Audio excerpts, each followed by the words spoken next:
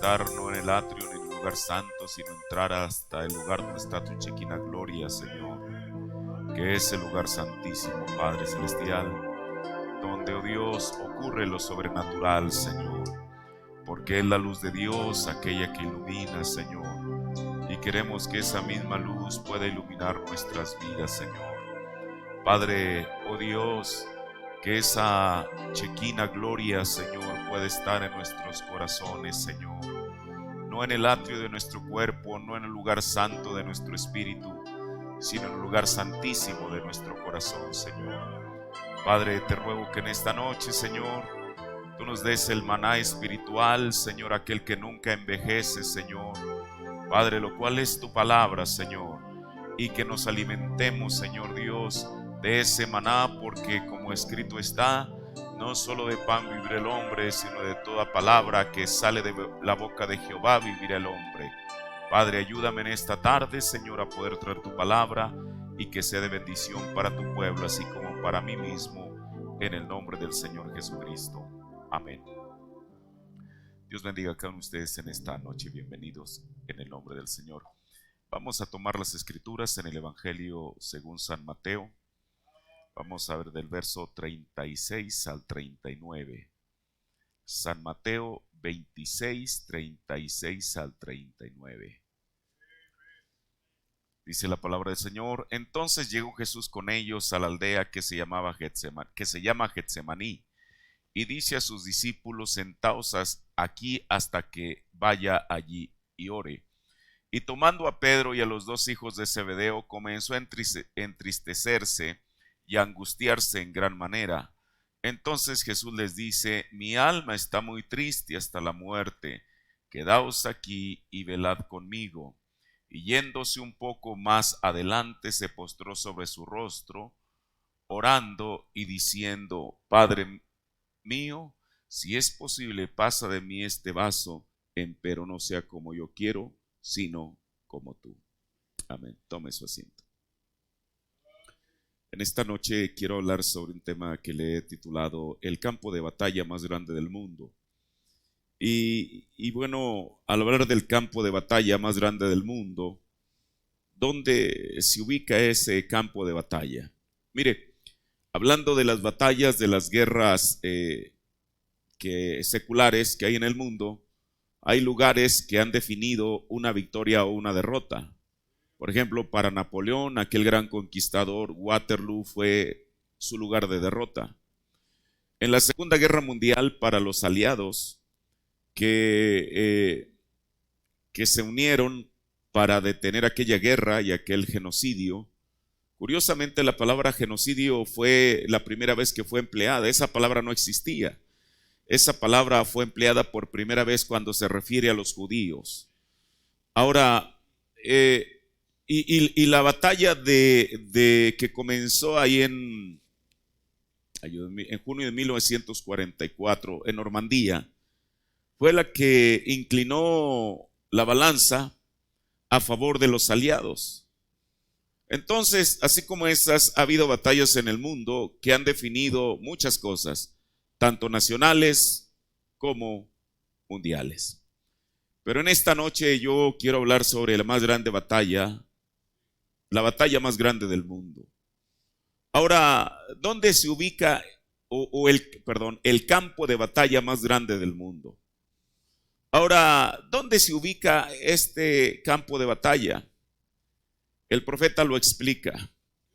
Voy a tomar del sermón Desesperaciones, predicado el 1 de septiembre del 63, párrafo 126, y de ahí voy a comenzar. Dice el profeta de Dios: Nuestro amado Señor Jesús mismo, en el campo de batalla más grande del mundo, en el Getsemaní, clamó en desesperación. ¿Debía él cargar todos los pecados del mundo o debía simplemente quedarse en la tierra con sus discípulos amados, lo cual él quería hacer?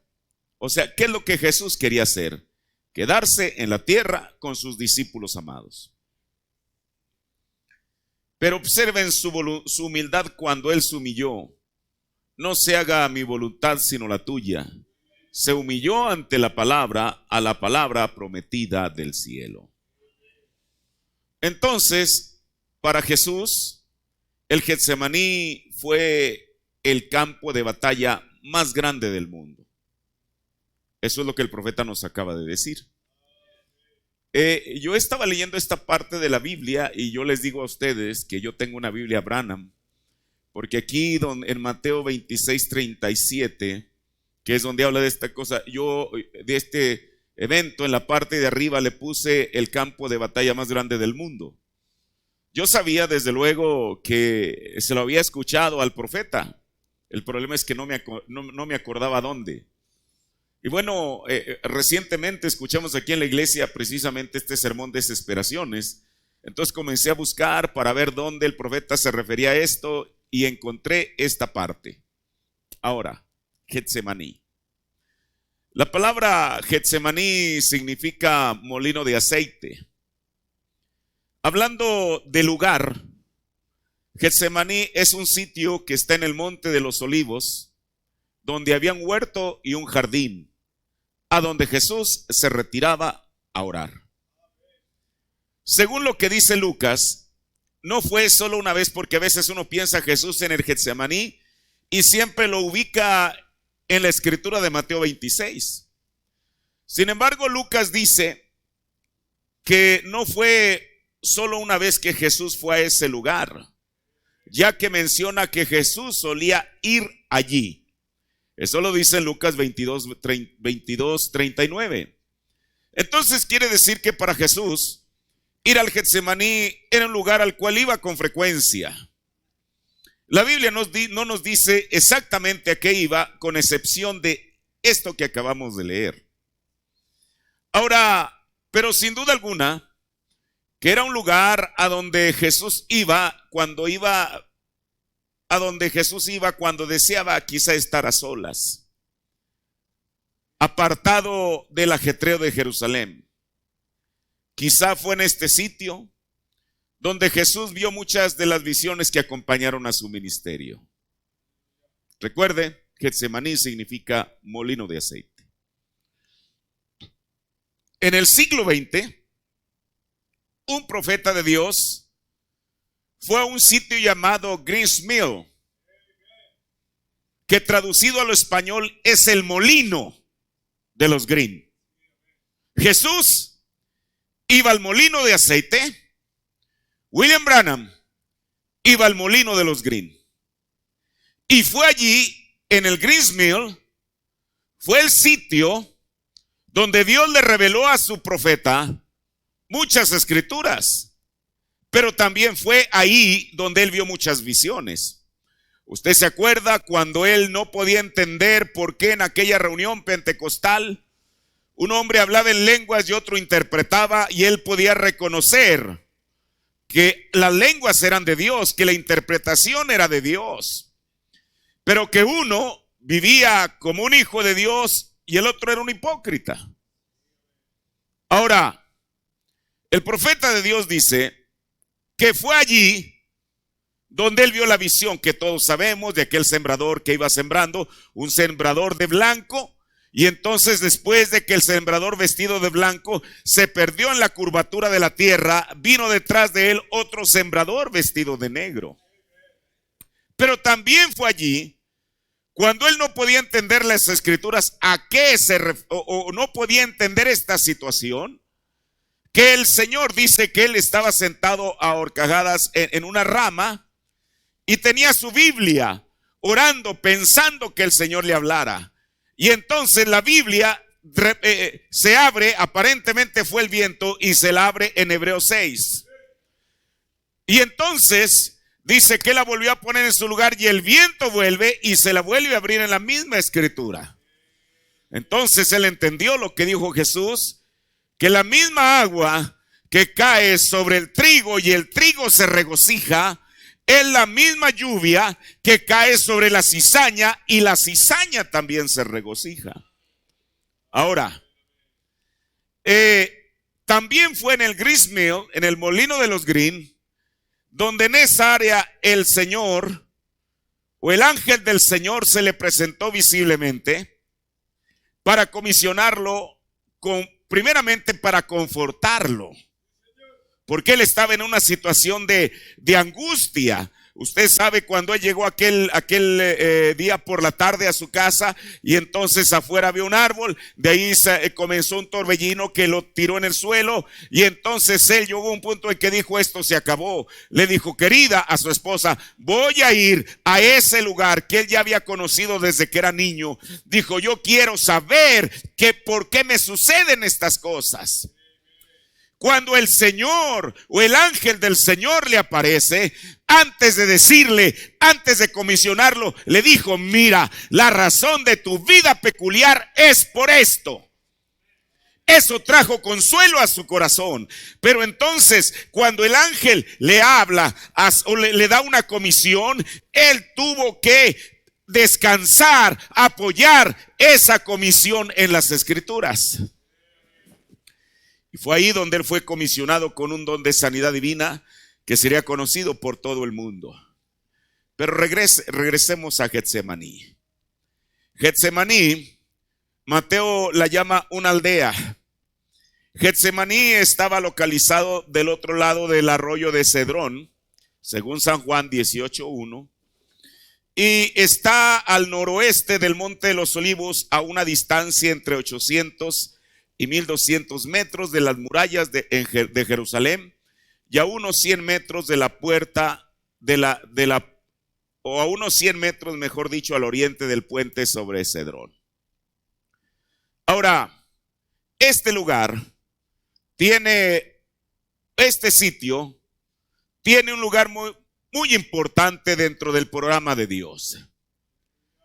Mire, el hermano Branham dice que desde que Jesús le dio la vista a Bartimeo, todos eso lo ubicamos, esa historia.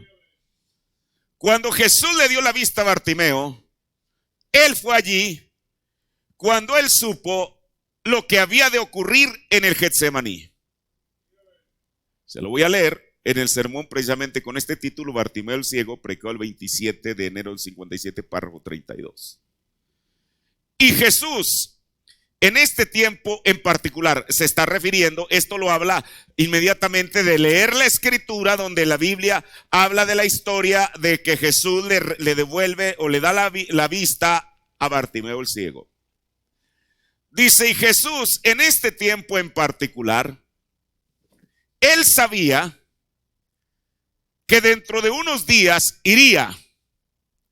estaría en su ruta hacia Jerusalén. Y allí él tenía que ser mofado, escupido y burlado y golpeado, y su espalda rasgada con un látigo de 9 cuerdas con ganchos puntiagudos de hierro, o el azote romano. Y allí él tenía que ir a la cruz. Los grandes clavos estaban en su mente, las espinas en su cabeza, la lanza en su costado, la agonía del Getsemaní, todo eso estaba cargado en su precioso corazón, y yo puedo verlo sereno con la crítica. Entonces Jesús sabía lo que venía para él. Y ahora, en el momento de esta escritura, Jesús se encontraba en el mismo sitio que tantas veces había visitado, pero cumpliendo la primera parte de lo que sería el comienzo de lo que se llama la pasión de Cristo. Ahora se encontraba allí rogándole al Padre si es que podía sobrepasar de él aquella copa o aquel vaso. Ahora, la palabra copa es usada de una manera metafórica, no es que él literalmente fuera a tomar de una copa o un vaso. La palabra copa es usada de una manera metafórica que se refiere a suerte o experiencia de uno, ya sea gozosa o adversa. Nombramientos divinos, ya sea favorables o desfavorables, son comparados con una copa de Dios, la son comparados con una copa a la cual Dios le presenta a uno para que beba, así como de prosperidad como de adversidad. Ahora, Jesús mismo anteriormente ya había empleado esa misma palabra, copa o vaso, para referirse a su sufrimiento venidero. Mire, en el Evangelio según San Mateo, el capítulo 20, verso 20 y 21, y después vamos a ver del 22 al 23, ahí aparece una madre. Cualquier madre quiere lo mejor para sus hijos, desde luego. Mire, aquí hay toda una historia, el por qué ella se acercó a Jesús con esa confianza. Los demás quizá también, algunos, quizá no todos, yo no sé, algunos discípulos tenían mamá también. Pero ¿por qué ella se acercó a Jesús? Y dice en el verso 20, entonces se llegó a él la madre de los hijos de Zebedeo, pero no iba sola. Iba acompañada con sus hijos, adorándole y pidiéndole algo. Bueno, ¿qué era lo que esta persona quería? ¿Alguna sanidad divina? ¿Algún milagro? ¿Qué es lo que esta madre estaba procurando para sus hijos obtener de Jesús?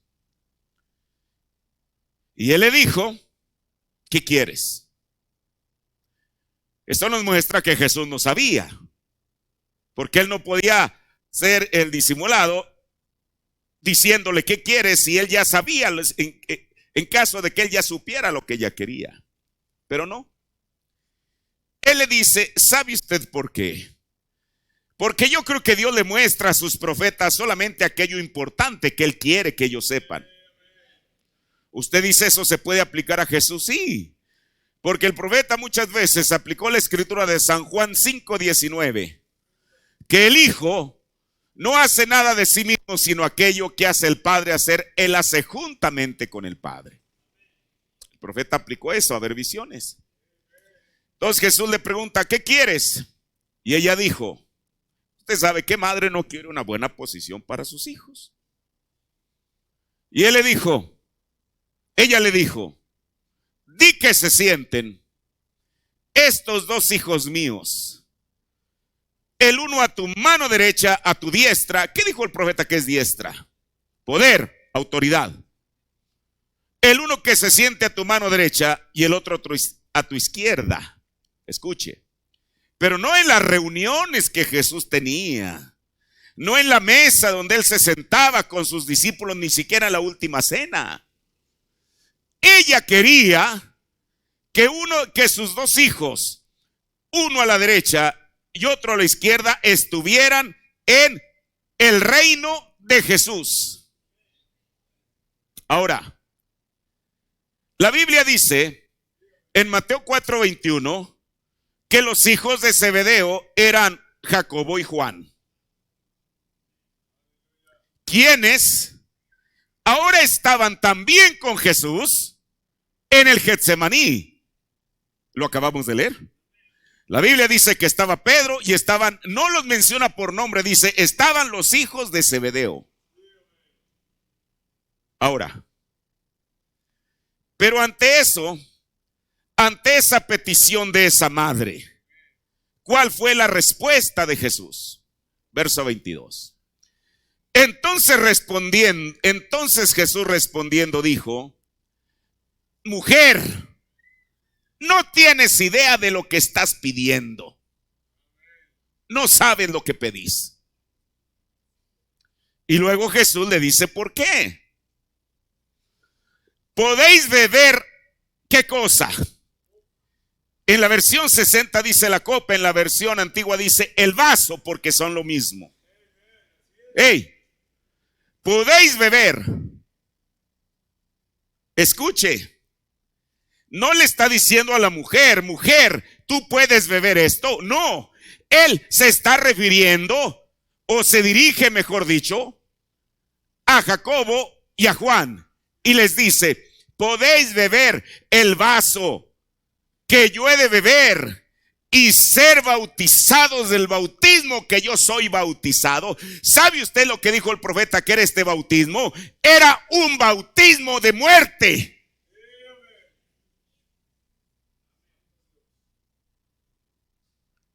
Y ellos dijeron, no se amedrentaron. Dijeron, sí podemos. Ok, muchachos, dicen que pueden. Entonces yo les voy a tomar su palabra. Bueno, eso es lo que dice la Biblia, que ellos dijeron así. Y Jesús les dice, ok, si dicen que si pueden, Él les dice, a la verdad, mi vaso beberéis. Y del bautismo que yo soy bautizado, seréis bautizados. Mas sentaros a mi diestra y a mi izquierda, a mi mano derecha y a mi izquierda, no es mío darlo, sino aquellos para quienes está aparejado de mi Padre. Ahora, el hecho de que fuera una madre quien pidiera una posición para Jacobo y Juan en el reino, no se les podía otorgar sin ningún mérito. Usted dice, ¿qué quiere decir con eso? Regreso al Getsemaní. El Señor le dice, o Jesús le dice, Señor, si tú puedes pasar de mí esta copa. ¿Qué copa era? Una copa de sufrimiento.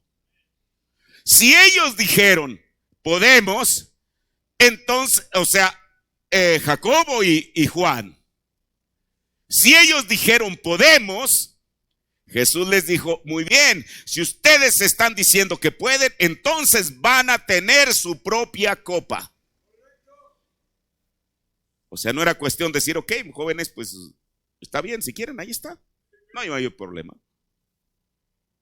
¿Por qué? Mire, la Biblia dice que Jacobo fue el primer mártir de los apóstoles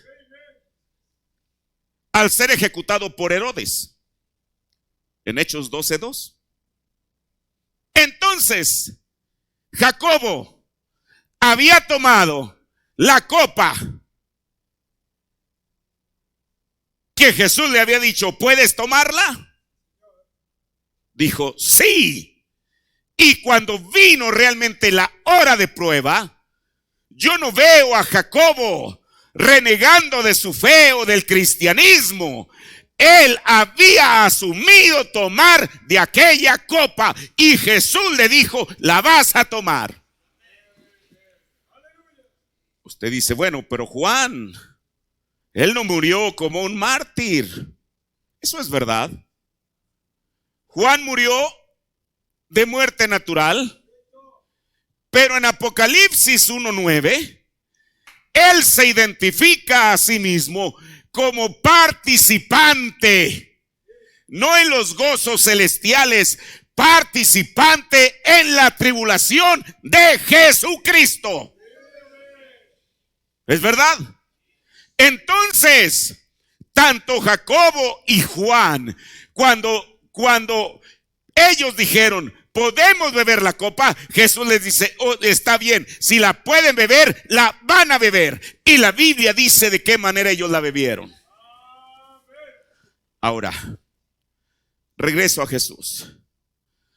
¿Por qué tendría que ir Jesús al Getsemaní, molino de aceite, y no a otro sitio en este momento tan difícil y crucial de su vida y ministerio? Ahora, había una relación entre el sitio, o sea, el Getsemaní, y lo que representaba para él, para Jesús. ¿Por qué? Porque así como las aceitunas tienen que ser trituradas en el molino. Cuando estuve en Jerusalén, a mí me tocó ver un molino de aceite. ¿Qué es? Es como una rueda, es una roca en forma de rueda que tiene como una canaleta así también circular. Y en ese como depósito se llena de aceitunas. Bueno, en la antigüedad así se hacía. Luego se ponía una rueda, que haga de cuenta que la rueda tiene como un eje que era de madera. Era una rueda pesada. Entonces, con un animal, ya sea unos bueyes, se le ataba así como si fuera un yugo, y el animal comenzaba a dar vuelta alrededor del molino, y mientras aquella pesada rueda iba avanzando, iba triturando las aceitunas, de tal manera que ese depósito tenía ahí como un orificio, por ahí se iba escurriendo el aceite. Ahora, ¿por qué el Getsemaní, que es el molino de aceite, tenía una relación, o por qué había una relación entre el sitio y lo que representaba para Jesús? Así como las aceitunas tienen que ser trituradas en el molino para extraer de ellas el aceite, lo mismo habría de suceder con Jesús. Usted dice, ¿cómo? Él tendría que ser llevado al límite de su capacidad humana para extraer de él el espíritu. Porque el aceite es un tipo de ¿qué? Del Espíritu Santo. Entonces Dios tenía que llevar a Jesús a aquel molino de aceite para triturarlo y extraer de él el Espíritu Santo. Usted dice, ¿eso es verdad? Eso es lo que dijo el hermano Branham. En Adopción, parte 2, predicado el 18 de mayo del 60, párrafo 91. Dice, en el huerto del Getsemaní la unción le dejó. Ustedes saben, él tenía que morir como un pecador. Él murió como un pecador. Ustedes saben eso. No sus pecados, pero los míos y los de ustedes. Ahí es donde ese amor entra. Como él tomó los míos. Oh, aleluya, como él tomó los míos. En el sermón Ya ha salido el sol, predicado el 18 de abril 65, párrafo 241. El Espíritu lo había dejado en el huerto del Getsemaní. ¿Cuál Espíritu? El Espíritu Santo que moraba en Jesús. Él tenía que morir como un hombre. Recuerden, amigos, él no tuvo que hacer eso. Ese fue Dios. Dios ungió esa carne, la cual era carne humana. Y él no, si él hubiera subido allí como Dios, nunca hubiera sufrido esa clase de muerte. Es imposible matar a Dios, pero él tuvo que hacerlo. Por eso lo tuvo que llevar al Getsemaní, para arrancar, exprimirlo y arrancar de él el espíritu. Ahora, esa condición en el Getsemaní, ¿hasta qué estado lo llevó? Aún lo llevó a un estado de depresión. Usted dice, ¿y esas ideas de dónde las saca? Mire, las palabras que la Biblia usa, el siguiente significado, hermanos. La palabra que la Biblia menciona, angustiarse en gran manera. Aquí está, angustiarse en gran manera. En el griego es ademoneo, que significa deprimirse. Porque si usted nota, la versión antigua dice que Jesús comenzó a entristecerse. Uno dice, bueno, él ya estaba triste. ¿Quién no iba a estar triste en esa condición? Pero entonces, ¿por qué dice y angustiarse en gran manera? O sea, Jesús de una tristeza pasa a una depresión, según es esa palabra que se utiliza en el griego. Nadie pudiera imaginarse a Jesús deprimido. Sin embargo, esa es la condición en que la Biblia lo pone. Mire,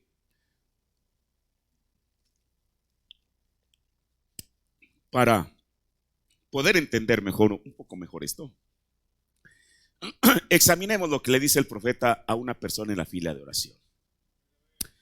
En el sermón Siendo guiado del Espíritu, predicado el 19 de febrero del 56, párrafo 91. Es una mujer y dice: usted está nerviosa. Así es.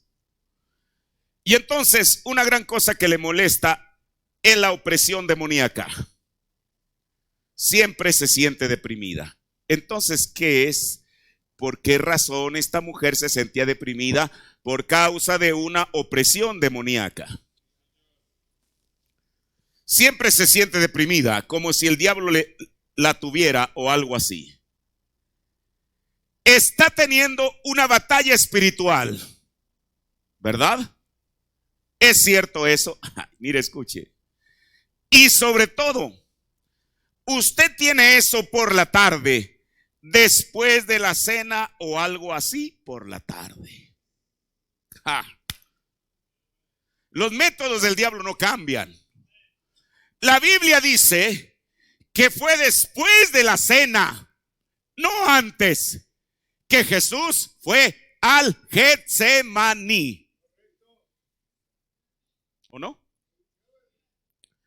Por eso el profeta dice: está teniendo una batalla espiritual. ¿Qué era lo que Jesús estaba haciendo en el Getsemaní? ¿En un día de campo?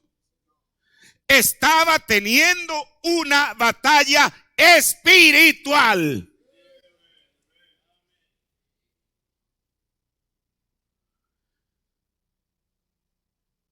El profeta le dice a la mujer: está teniendo una batalla espiritual, ¿verdad? Eso es cierto, y sobre todo, usted tiene eso por la tarde después de la cena o algo así por la tarde. Pero mire, la Biblia no solo muestra la condición mental o emocional de Jesús al estar en esa situación de depresión, sino que esta condición mental también tuvo una reacción física. O sea, de la mente pasó al cuerpo.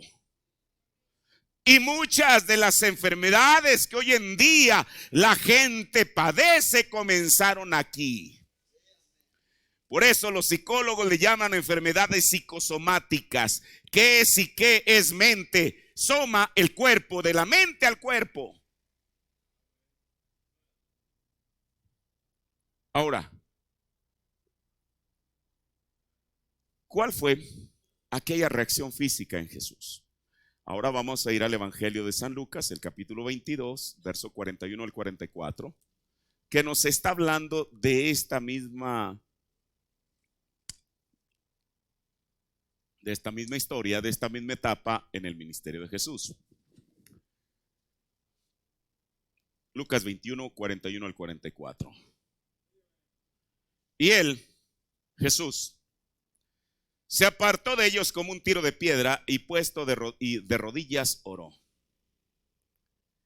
¿Qué era lo que Jesús estaba pidiendo?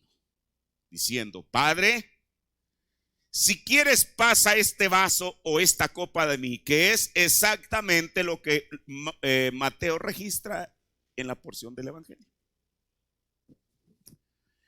Pero no se haga mi voluntad sino la tuya. Y le apareció un ángel del cielo confortándole. Escuche esta última parte. Y estando en agonía, oraba más intensamente.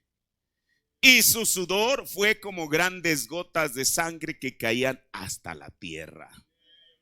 Mire, muchas veces la gente, cuando lee este versículo de la Biblia, piensan que era una manera metafórica, así como la palabra copa, de ilustrar el asunto, pero no. Literalmente, de la frente de Jesús estaban saliendo gotas de sangre. Ahora escuche, cuando yo leo esta escritura, comienzo a pensar la cantidad o la intensidad de aquellas gotas, porque la Biblia no dice que, bueno, le mancharon su rostro solamente, le mancharon su túnica, sino que la Biblia dice que caían ¿a dónde? A tierra, al suelo. Ahora, mire, primeramente la Biblia nos dice que Jesús estando en agonía. Esta palabra, estaba en agonía, la palabra griega se refiere a la lucha desesperada por la vida. Agonía, estaba en agonía, o sea, estaba luchando. Mire, esa parte la gente religiosa no la entiende. Nosotros la entendemos porque un profeta vino y nos reveló eso. Estar en agonía es la lucha desesperada por la vida. O sea, aferrarse a la vida. Y uno dice, bueno, si Jesús sabía, porque como hemos dicho, desde el tiempo en que él sanó a Bartimeo, quizá a qué hora yo no sé, pero el profeta lo pone desde allí. Fue que él vio lo que venía más adelante para él. Bueno, espero que usted le crea un profeta. Si no lo cree, bueno, pues está bien de todas maneras. Ahora, estaba en agonía, o sea, en una lucha desesperada por la vida. Hermano, no hay escena comparable en toda la historia del mundo. Le voy a decir por qué. Porque este era el momento decisivo de la vida de Jesús. Todavía Jesús podía volverse atrás y evitarse la cruz. Porque Jesús nadie lo obligó. Nadie lo obligó. Él lo hizo por su propia voluntad. Pero aquí él estaba, por eso cuando la Biblia, espero que usted lo entienda, cuando la Biblia dice que él estaba en agonía, es porque él luchaba, estaba en una lucha desesperada por la vida. Todavía aquí, en este punto, él podía volverse atrás y evitarse la cruz. Pero ¿por qué no lo hizo? Porque la salvación del mundo estaba pendiente de aquella decisión de Jesús mientras sudaba grandes gotas de sangre en el Getsemaní. El profeta de Dios dice en el sermón, yo sé, predicado el 10 de abril del 60, párrafo 68. Se necesitó un Getsemaní con gotas de sangre que brotaban por su piel. Se necesitó una agonía cruel en el Calvario antes de que viniera la prueba del Dios eterno que podía levantar a los muertos. Se necesitó un Getsemaní y un Calvario para originar una resurrección. Seguro que sí. Ahora, si comparamos esta escritura de Lucas 22 con la de Mateo 26, este detalle de que gotas de sangre salían de la frente de Jesús, Mateo no lo menciona. ¿Por qué? Solo Lucas menciona el sudor de sangre. Esto fue posiblemente por causa de su interés como médico, porque Lucas era un médico, en este raro fenómeno psicológico. Usted dice, ¿psicológico? Sí. El cual habla de la intensa agonía espiritual que Jesús estaba sufriendo. Mire, en términos médicos, la hematohidrosis, no sé si lo pudieron ahí poner en la pantalla. O sea, esto no es algo inventado. Esto es un término médico. En término médico, la hematohidrosis es una condición muy excepcional en la que el ser humano suda sangre. Escuche. Solo ocurre cuando la persona sufre un elevado nivel de estrés o tensión, ansiedad o debilidad, por ejemplo, cuando se acerca el momento de la muerte. ¿Y qué es lo que la causa? La causa es que los vasos sanguíneos se dilatan y se contraen, se dilatan y se contraen hasta romperse o colapsarse. Bueno, es como si usted a una manguera le pone más presión de la que la manguera puede soportar. ¿Qué va a hacer? Se va a reventar. Bueno, pero después que se revienta, ¿qué va a suceder? El agua se va a derramar. Ahora, decía que lo que causa la hematohidrosis es que los vasos sanguíneos se dilatan y se contraen hasta llegar a romperse, causando hemorragias en la capa de la epidermis. ¿Qué es la epidermis? La piel, próxima a las glándulas sudoríparas. Hermano, si aquellas venas o aquellas arterias se colapsan por contraerse y extenderse, y aquella sangre sale, la sangre tiene que buscar una salida hacia la superficie. Y el conducto natural que Dios ha fijado son los poros. ¿Por dónde sudamos? Por los poros. Entonces, cuando aquello se colapsa, la sangre va a encontrar una salida. ¿Y cuál es la salida que encuentra? La salida natural que Dios puso para que salga el desecho líquido de nosotros, que es los poros. Entonces, tras esto, porque usted sabe, cuando una persona está en tensión, en estrés, ¿qué es lo que hace? Está sudando. Tras esto,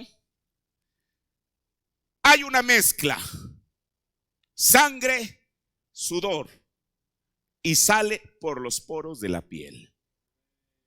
Ahora, si Jesús padeció esa hematohidrosis, ¿qué fue lo que lo causó?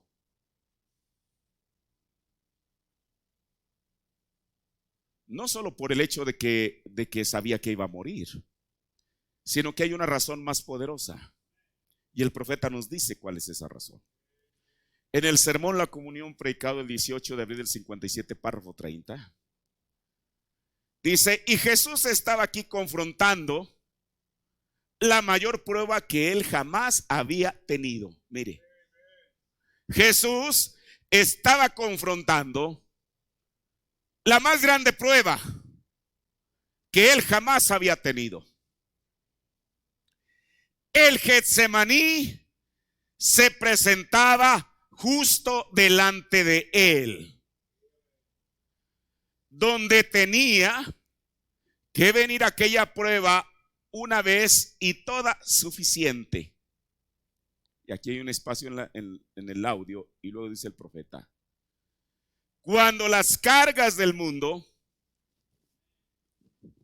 descansaban sobre su bendito hombro. Escuche, no había uno en todos los cielos y la tierra que pudo haber soportado eso sino él. Escuche, bueno, pero todavía, bueno, él lo soportó, pero ¿qué fue lo que lo ocasionó? ¿Qué fue lo que le ocasionó el que él estuviera en esa hematohidrosis? Y saber, aquí está, y saber que todos los pecados, de los pecados pasados y los pecados presentes y los pecados futuros dependían de esa decisión. Y fue una de las mayores victorias que Cristo alguna vez ganó, o demostró su gran mesianismo, cuando él le dijo a Dios: no se haga mi voluntad, sino la tuya. En un principio, Jesús se aferraba a la vida, no quería ir al Calvario. Mire, yo estaba recordando donde el profeta dice que Jesús como hombre, él quería, había muchos atardeceres todavía que él quería ver. Dijo, tenía muchos amigos con los que él quería estar. Por eso el profeta dijo, aún Jesús tenía derecho a tener una esposa. Bueno, eso lo dijo el hermano Branham. Si usted no lo ha leído, eso es otro asunto, pero el profeta lo dijo. Mientras él estaba pensando en los atardeceres que él quería ver, en los amigos con los cuales él quería estar, se aferraba a la vida. Pero por otro lado, sabía, hermano, perdón por esta palabra, Jesús se encontraba entre la espada y la pared. Por una parte quería estar en la tierra, pero por el otro lado sabía lo que pesaba en él, que eran nuestros pecados. Bueno, espero que a lo mejor usted no se identifica y dice, no, los míos no. Nuestros pecados pasados, presentes y futuros. Pero cuando él, hermano, y ahorita vamos a ver por qué razón dijo esto él. Señor, no se haga mi voluntad, sino la tuya. Yo creo que ahí Jesús descansó. Aquella hematoidrosis paró porque él sabía a dónde iba.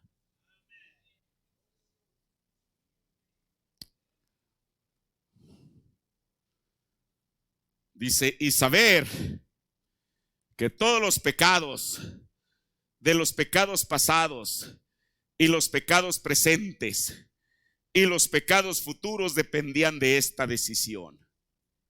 Fue una de las mayores victorias que Cristo alguna vez ganó o demostró su gran mesianismo cuando él le dijo a Dios, no se haga mi voluntad sino la tuya. Esa fue la mayor victoria que él alguna vez ganó. Todos los demonios del tormento estaban alrededor de él para tentarle y probarle. Escuche, pero esto tuvo en el Señor Jesús un efecto más tremendo.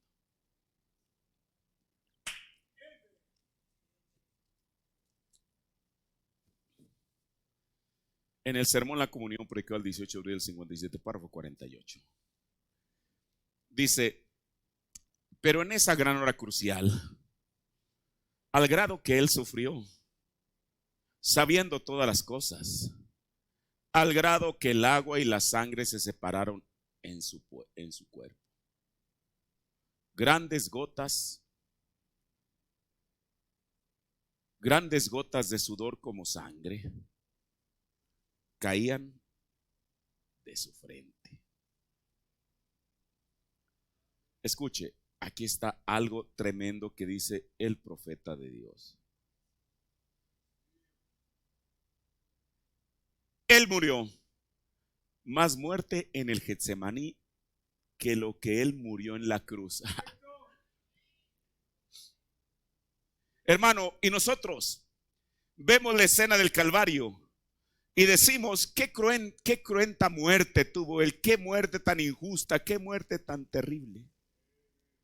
Pero el profeta nos dice que Jesús murió más muerte en el Getsemaní que lo que él murió en la cruz.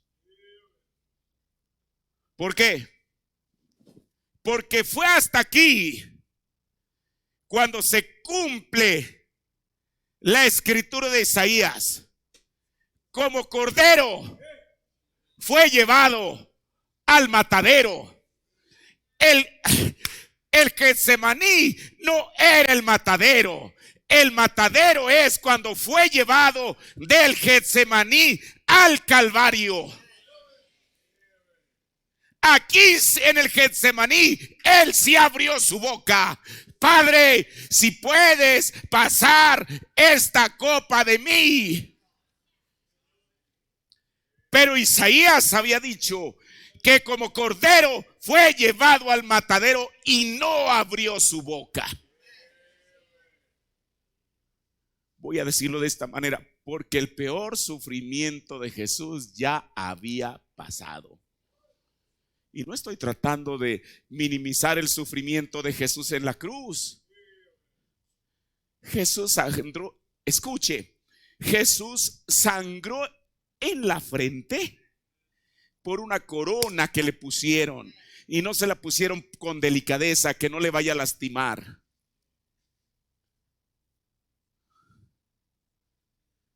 ¿Sabe una cosa? El profeta dijo en una ocasión, o quizá 2, 3, que Tucson era como Jerusalén, ¿verdad? Escuche, están en la misma latitud. Si usted tiene un globo terráqueo y sigue esa línea, aquí está Tucson y le da la vuelta acá a Jerusalén, están en la misma latitud. Yo digo, ¿qué tanto el profeta sabía de geografía? Yo no sé, pero él lo dijo por inspiración. Y aquella rama que tiene unas espinas grandes, que ellos, ¿cómo se llama eso? Tejieron. Solamente en Jerusalén y en Tucson, en todo el mundo, usted encuentra esa planta. ¿Qué le parece?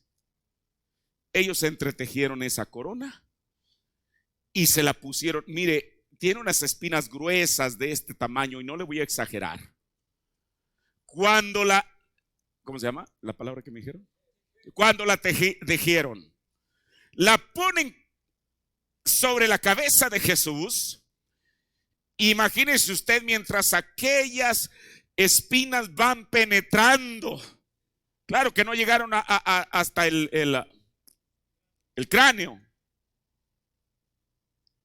Pero en Getsemaní, la sangre que brotó de Jesús no fue por una corona, fue por el estrés la tensión a la cual él estaba sometido. Ahora, por eso el profeta dice que ahí él murió más que en el Calvario. Pero luego, que pidió que fuera hecha en él la voluntad luego él pidió, mejor dicho, que fuera hecha en él la voluntad del Padre. ¿Por qué Jesús dijo eso? Porque el profeta dijo, el hermano Branham dijo, que una oveja no reclama sus derechos. Eso no hace a nadie un tonto decir, ¿a poco voy a dejar a todo el mundo? Bueno, si es una oveja lo va a tener que hacer. Si no, bueno, pues ¿qué se puede hacer? Una oveja no reclama sus derechos. Jesús, él era el Cordero de Dios. Y él, pero no solamente dijo el profeta de Dios, dijo, no solamente una oveja no reclama sus derechos, sino que cede, entrega sus derechos. Por eso Pablo dijo, por esta causa somos muertos todo el tiempo, somos estimados como ovejas al matadero. Lo dijo en Romanos. Ahora, siendo que él era el Cordero de Dios, cedió sus derechos a pesar de lo que sabía que le iba a suceder. Pero, ¿cómo fue que se llevó eso? ¿Dónde está el cambio? Entre que Jesús está apelando al Padre y dice, Padre, si puedes, pasa de mí esta copa. ¿Y cómo es que en un mismo versículo Jesús dice, solamente lo separa un punto y una coma que dice, pero no como yo quiero, sino como tú? En este punto y coma que separa eso, entre ese punto y coma que separa eso, ¿qué pasó? Nosotros solamente tenemos manera de saberlo a través del mensaje. El profeta de Dios dice en Conferencia con Dios, predicado el 20 de diciembre del 59, párrafo 127 al 131. Después de la cena de esa noche, ellos cruzaron el pequeño arroyo de Querit o en algún lugar y cruzaron el arroyo y entraron en el huerto llamado Getsemaní. Tenían que tener una conferencia. ¿Quiénes? Escuche. Dios y Cristo tuvieron que conversar al respecto. El Cordero, y este soy yo, Cristo, y la paloma, ¿quién? Dios, tuvieron que sentarse juntos. Fue la paloma la que tuvo que hablar con el Cordero. En ese punto y coma. Fue la paloma la que tuvo que hablar con el Cordero. Y fue acerca de la muerte, no de la paloma, sino de la muerte del Cordero. Ahora, cuando se sentaron junto a esa roca, pues, mire qué tremendo. Todos los ángeles bajaron del cielo para escuchar esta conferencia. Oh, allí estaban Gabriel, Miguel y Ajenjo, todos los miles sentados en torno a la roca.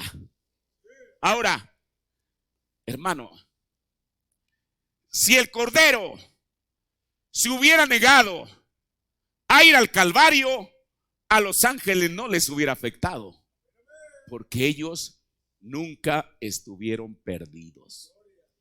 Me refiero a los ángeles de Dios, porque hay ángeles caídos, desde luego. Pero ¿qué les causaría el asombro? No como usted sabe, con una persona que quiere escuchar por ahí una plática para luego inventar un chisme, no.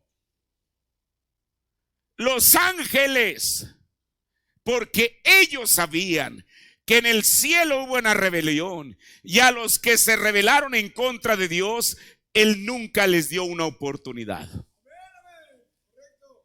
La Biblia dice que fueron arrojados a la tierra.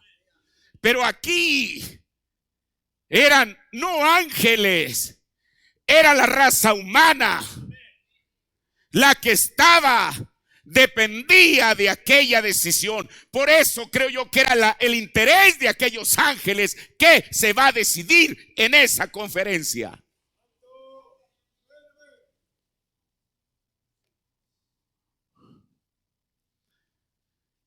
Él les dijo a sus discípulos cansados. Habían tenido muchas reuniones grandes, estaban cansados, tal vez como ustedes en esta mañana. Pero dijo, ¿quieren velar conmigo solo una hora? Pues tengo que ir allá a tener una conferencia, tengo que ir solo. Y cuando ellos comenzó la conferencia, y el Cordero joven, una vida hermosa. Nunca hubo una vida semejante. Nunca la hubo. Nunca la habrá. Una vida como la que tuvo el Cordero. Pero ahora el Padre dijo, ¿estás dispuesto? Escuche, ¿es tu amor por tus hermanos lo suficientemente grande? ¿Es tu amor por ese mundo pecaminoso y pestilente en el que naciste? ¿Los amas lo suficiente para entregar tu vida?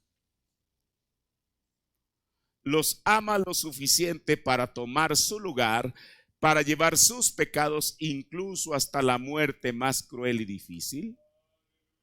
Usted, nada pudiera morir esa clase de muerte sino Él. Y en esa conferencia se tomó tal decisión, al punto que la sangre cayó en su frente. Él estaba bajo tensión. Es lo que yo le hice hace unos momentos. Los pecados del mundo estaban sobre él. Y luego miró al rostro de la paloma y dijo, no se haga mi voluntad, sino la tuya. Cuando esas preciosas, hermosas y maravillosas palabras salieron de Jesús, nuestro destino estaba asegurado. Ahora, pero aquí hay algo. Quiero traerle a usted a una reflexión. Él ya dijo, hágase tu voluntad. Pero ¿sabe una cosa? Todo depende de la manera en que uno diga, hágase tu voluntad. Porque muchas veces nosotros, ahorita voy a entrar al final de esto, porque no se trata solamente de hablar de Jesús, se trata también de hablar de nosotros. Porque sabe usted que nosotros también tenemos un campo de batalla más grande del mundo. Depende cómo la forma en que uno diga, hágase tu voluntad. Mire, puede ser o puede decirse en un tono de resignación impotente, como el que se sabe en garras de un poder contra el cual no puede luchar. Esas esperanzas pueden indicar la muerte de la esperanza, o decir, ok, digo, hágase tu voluntad, porque ya perdí toda esperanza. Yo le pregunto, ¿esa será una buena manera de decir hágase tu voluntad? También puede ser como si uno hubiera llegado a una rendición total en reconocimiento de una derrota completa. Estoy derrotado, ya no puedo hacer más, entonces sí, hágase tu voluntad. Yo le pregunto, ¿sería esa la mejor condición o actitud de decir hágase tu voluntad? O puede decirse en un tono de frustración, porque el sueño que se esperaba no se va a realizar. Estas palabras, cuando una persona en esos términos dice, hágase tu voluntad, estas palabras pueden ir cargadas de desilusión o hasta de rabia o enojo, porque no hay nada que se pueda hacer. En esos términos, ¿sería bueno decir, hágase tu voluntad? No. Pero también puede decirse en la manera o con el acento de una confianza perfecta. Así es como lo dijo Jesús. Estaba hablando con uno que es un padre, con un Dios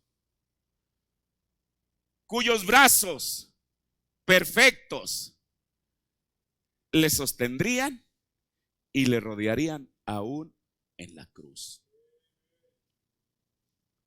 Jesús se sometía.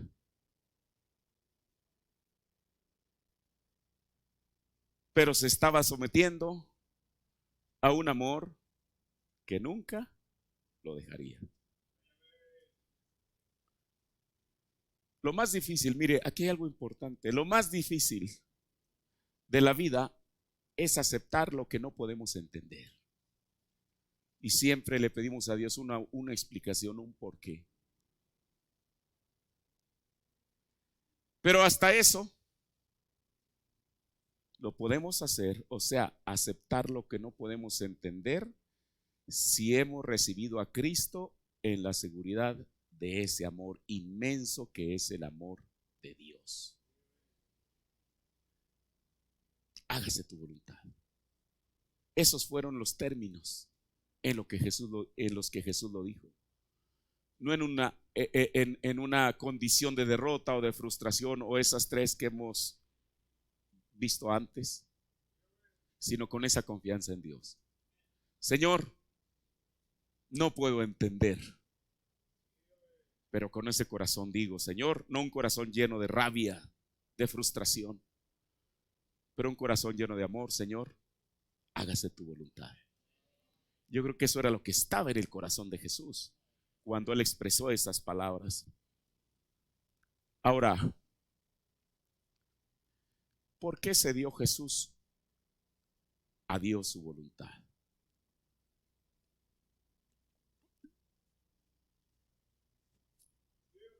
En el sermón La resurrección de la hija de Jairo, mire, a mí me agrada tanto cuando uno puede leer la escritura, que mucha gente la lee, pero poderla entender a través de los ojos de un profeta, porque entonces podemos ver su real significado. ¿Por qué razón Jesús se dio a él su voluntad? En la resurrección de la hija de Jairo, predicado el 31 de marzo del 54, párrafo 37, dice, con razón él dijo, ahí en el huerto de Getsemaní, su simpatía de dejar a sus amigos y todo, pero él dijo, hágase tu voluntad. Así es, eso es amor, ese es el verdadero amor, es la obediencia. O sea, Jesús lo hizo por amor. Por eso él no estaba frustrado, ni se encontraba derrotado cuando él dijo, hágase tu voluntad, sino él tenía amor. Sabía que él iba a ceder sus derechos. Por eso Jesús no lo hizo ni por compromiso ni a regañadientes. Jesús lo hizo voluntariamente.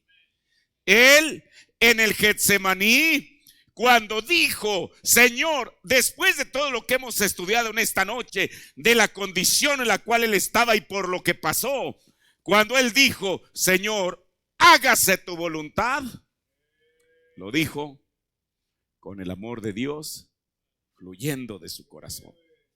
Hermano, y esa es la mejor manera, no que la persona se resigne porque ya no encuentra una salida. Sí, Señor, hágase tu voluntad. ¿Por qué no decir, hágase tu voluntad, cuando usted tiene todavía 10 opciones las cuales tomar, pero por causa de su amor a Cristo, su corazón todavía puede decir, hágase tu voluntad, Señor? Ahora, el profeta de Dios también tuvo su Getsemaní. Dice el profeta aquí mismo en la comunión, predicó el 18 de abril del 57, párrafo 39. Y entonces el tentador vino a mí. No que fuera la única ocasión que el diablo lo tentaba. Pero dice, hubo una ocasión en toda mi vida que yo puedo mencionar. Fue el momento crucial, mi Getsemaní. ¿Cuál fue el Getsemaní de William Branham? Cuando yo a duras penas me estaba aferrando a la cama, el diablo dijo, allí lo tienes. Esa es la recompensa por intentar servirle a él. Mire, parece que Satanás le estaba lanzando en su propia cara, restregándoselo, diciéndolo, oye, allí lo tienes. Esta es la recompensa. Esto es lo que has sacado. Es tu retribución por haber servido a Cristo. ¿Qué cosa era? Tu esposa y tu niña, ambas muertas. Oye, ¿me quieres decir que ese es el fruto? Eso es lo mejor que tú puedes sacar de servir a tu Dios. Hermano, ese tipo de razonamiento a cualquier persona la tumban, algo menos que eso.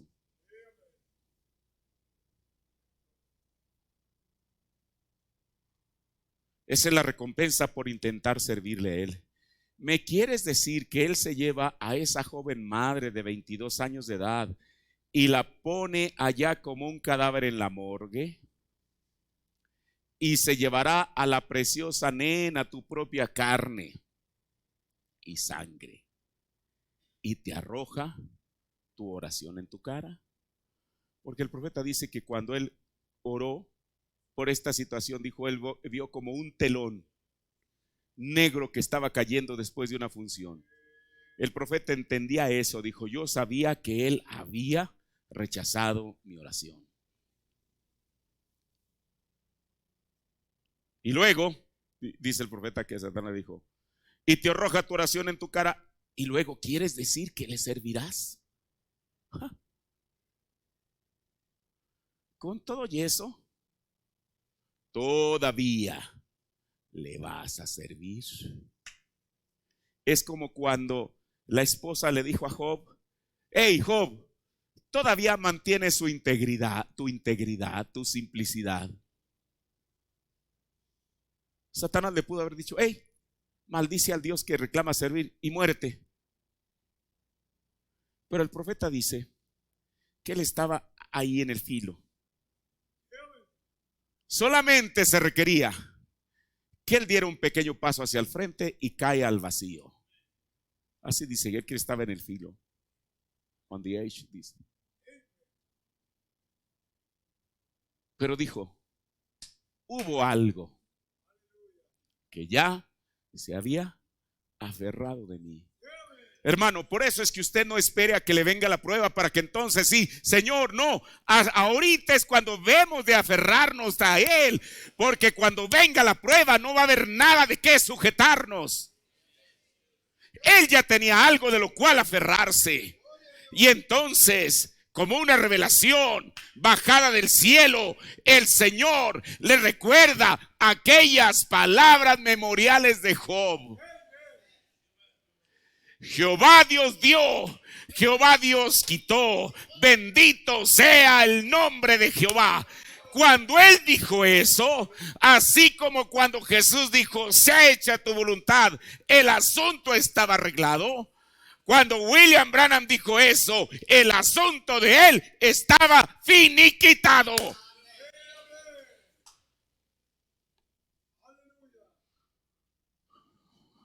Ahora, hoy también nosotros tenemos nuestro Getsemaní. Y en el campo de batalla más grande del mundo. Y no es un sitio específico en la tierra. El campo de batalla más grande del mundo es aquí, la mente.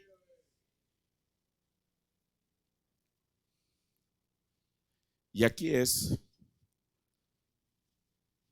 en la mente donde se toman las decisiones.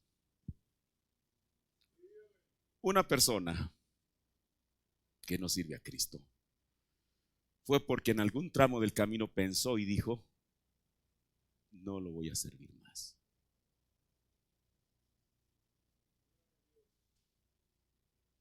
Una persona que va a servir a Cristo fue porque en ese mismo campo de batalla dijo lo contrario. Usted dice en la mente sí, porque el profeta nos enseñó que la mente es la matriz del espíritu. En la palabra de la siguiente original.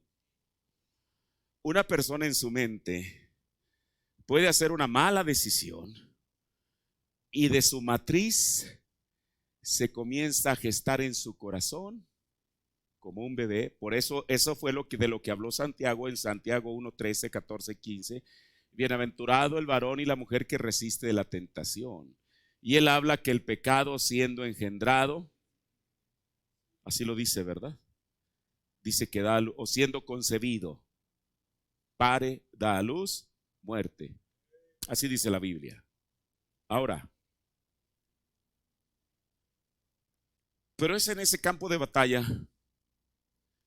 en el cual también uno o se toman las decisiones. El profeta dice en la más grande batalla jamás peleada, párrafo 110, dice, ahí está su campo de batalla. Su campo de batalla. Y usted dice, pero ¿por qué dice el campo de batalla más grande del mundo? Porque estamos peleando precisamente la más grande batalla jamás peleada. Ahí está su campo de batalla. Su campo de batalla queda aquí adentro donde se comienza, aquí en el alma, adentro en su mente donde comienza. La mente es la puerta al alma, la puerta al espíritu, mejor dicho. La mente suya es la que se abre y acepta el espíritu o rechaza el espíritu. Puede ser que usted tenga carga de conciencia en cositas, de algunos sentimientos, de algunas sensaciones. Todas estas cosas, eso nada tiene que ver en el asunto. Esas son solo pequeñas sensaciones y cosas. Pero cuando se trata de la realidad, la mente suya es la que se abre a eso. La mente suya o lo acepta o lo rechaza. Ahí está la cosa, amigos. Entonces, aquí está peleándose. Aquí es donde cada persona pelea su Getsemaní, donde tiene que hacer una decisión, ya sea para bien o para mal. Aquí.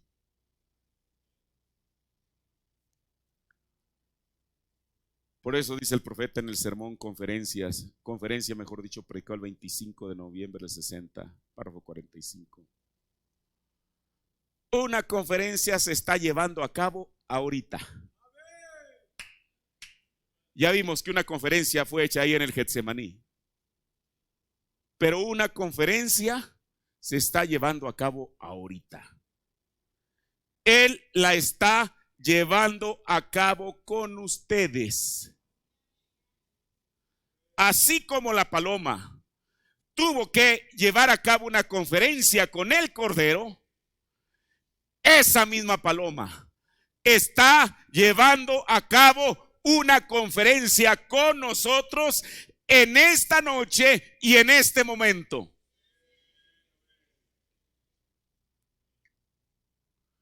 Él está llevando a cabo con ustedes. Ustedes tienen que hacer una decisión. Dios está esperando la respuesta de ustedes. Es tremendo eso. Así como la paloma estaba esperando la respuesta de Jesús, Él está esperando la respuesta de ustedes. ¿Cuál sería? Yo te serviré, Señor. Yo quiero el Espíritu Santo.